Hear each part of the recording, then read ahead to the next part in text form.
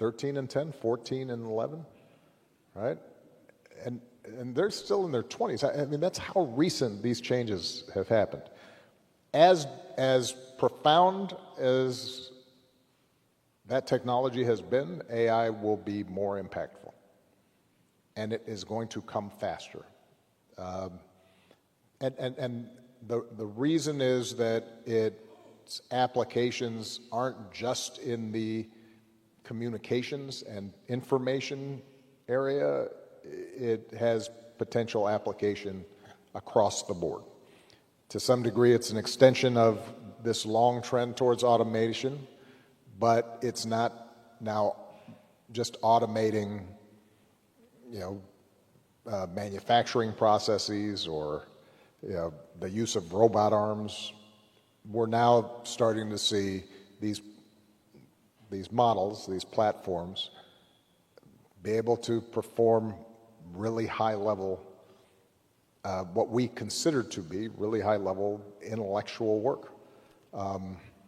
So already the current models of AI, not necessarily the ones that you purchase or that you just get through the retail chat GPT, but the more advanced models that are available now to companies, they can code better than, let's call it 60, 70% of coders. Now, we're talking highly skilled jobs that pay really good salaries and that up until recently has been entirely a seller's market in Silicon Valley. A lot of that work is going to go away. The best coders will be able to use these tools to augment what they already do, but for a lot of routine stuff, you just won't need a coder because the computer or the machine will do it itself. That's going to duplicate itself across professions. And so it's one of the reasons I mentioned to you when we were backstage that I would argue right now, unless you are really good, like one of the top 1% in terms of understanding how to code, you're better off with a liberal arts education. Because, but here's the reason.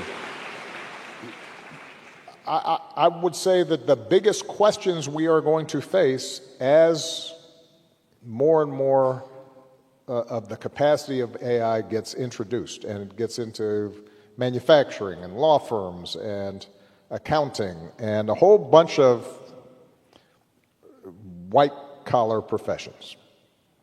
And it will be just as disruptive as it was for factories and manufacturing in areas like this, steel mills and textiles. What these machines can't yet do, and I don't anticipate we'll be able to do, is tell as good a story or show compassion or be able to inspire a child or build a sense of teamwork and get people to understand and believe in a common mission. So the kinds of those kinds of people-based skills, human skills that are unique to us, that's going, there will be more need for that than ever. And so that's sort of a bit of practical advice. Now, from a policy perspective, it also means, and this could be 5 years from now, 10 years from now, whenever you have big disruptions like this, that is going to require us to reorganize our societies. So it may be that everybody now, not just blue-collar workers, not just factory workers, are going to have to figure out, where do I get a job? How do I get enough income to feed my family? all of us will be facing some questions about, we're producing a lot of stuff, how do we distribute it? And what's fair and what's not?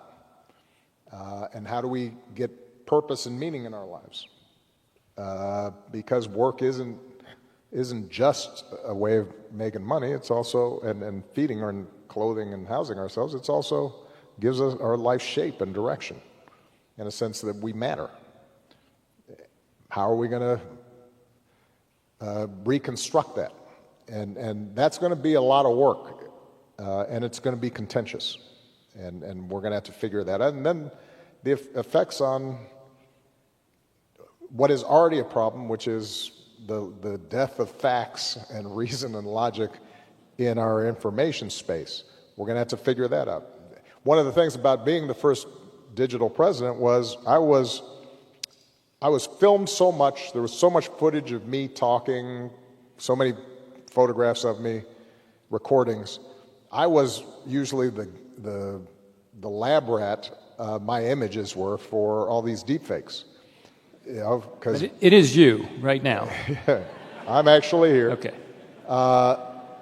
If it wasn't, there'd be less gray hair, and I'd look a little more jacked. So this is the authentic me.